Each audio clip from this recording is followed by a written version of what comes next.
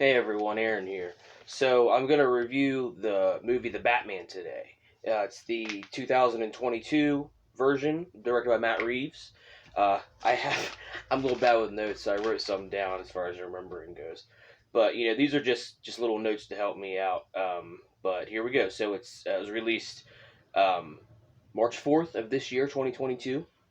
Directed by Matt Reeves, starring Robert Pattinson, Zoe Kravitz, Jeffrey Wright, Paul Dano, Peter Sarsgaard, Colin Farrell, John Turturro, and Andy Serkis. There's more people in the movie, of course. Those are just kind of the more well-known names. So let's dive into it.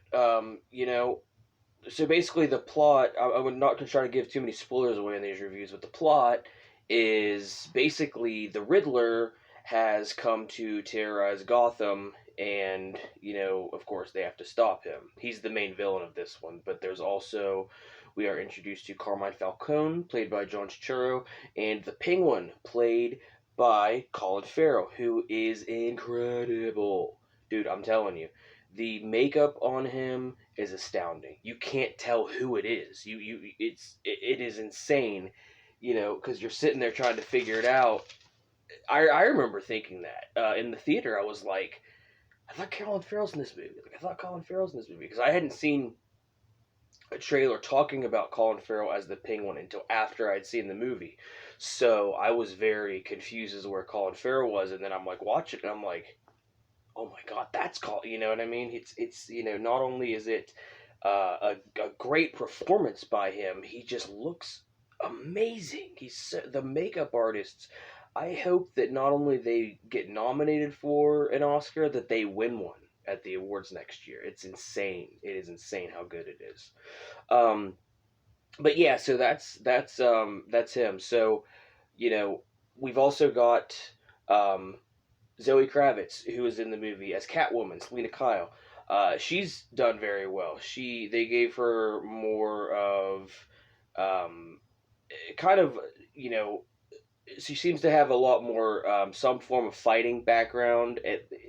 At the other one, she's always like kind of she's doing stuff, but like the only time I've really seen it to where she really can hold her own, um, at least physically, are in the cartoons and the comic books, of course. But in this movie, Zoe Kravitz does a good job, and they did a good job directing her.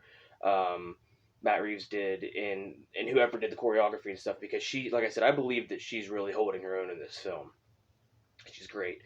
Um, Next week, let's go to Jeffrey Wright as Gordon. I love Jeffrey Wright. A. B. He's awesome in this film, and he does a great Gordon. The last one was portrayed by Gary Oldman.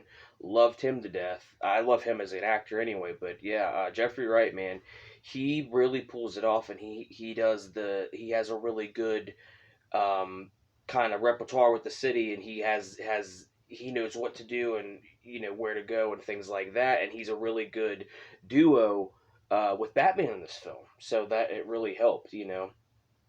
But so we've got John Turturro as Falcone, did a great job. He's got the calculating, kind of almost suave kind of demeanor about him. He's great. We've also got Peter Skarsgård, who is, I believe, one of the mayor's assistants. I'm kind of fuzzy on exactly who he was. He might be a politician or something, but he does a good job. He's not in it all that much, but he does a really good job. Andy Serkis, I don't think can be bad in a movie, and this goes here as to continue that one, as he is Alfred. He's amazing.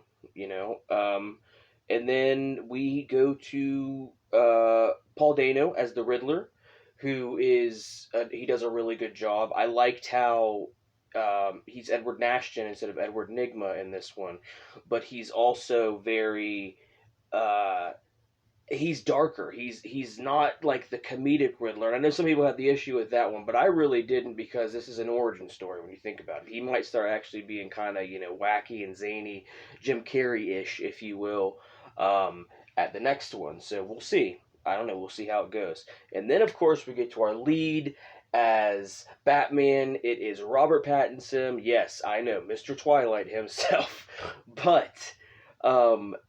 he is incredible in this. He is so good. He is the best mix, I think, of Bruce Wayne and Batman, because usually I've noticed with some of them they'll have like a good Bruce Wayne or a good Batman. It's not necessarily the best mix, but he's so good, and they were really smart with choosing the comic books they based it off of, because it's definitely not like a little kid Batman, but he is in the early stages of a young man. I think in the movie they say he's only been doing this for 2 years at this point, so it works out perfectly that it's you know that it's Robert Pattinson that played the role. And like I said, he is incredible, everybody. He is nuts, and he has a really good job. He does a really good job of being Bruce Wayne, and kind of the little punky teenager, you know what I mean, I guess, but he's still a young man, but he's not wanting to do the Bruce Wayne stuff. He's wanting to focus on saving the city, literally, as Batman. So he's having kind of an issue. He and Alfred are, kind of button heads a little on that one, because Alfred wants him to, do both and protect the legacy of the family and all that, and it's just a really good dynamic. Um, the the only real concern, or not concern, but the only real qualm I have about the movie really is you start to feel the runtime, and it's just under 3 hours. Just for those of you who wanted to watch it, it's a dedication, but you only start to feel that, really, for me at least, towards like the last third of the movie, but it picks up again, and it's not even, I'm not even concerned about it. It's just a very, you just feel it a little bit. For me, like I said, other people, you may have a different opinion, but for me, I felt it a little bit towards the end, but that was it. So overall, this movie is a perfect Batman movie. It is so, like I said, it encapsulates everything. It has a great Batman, has a great cast, has a great, has the bad guys, has a perfect Gotham, has a perfect.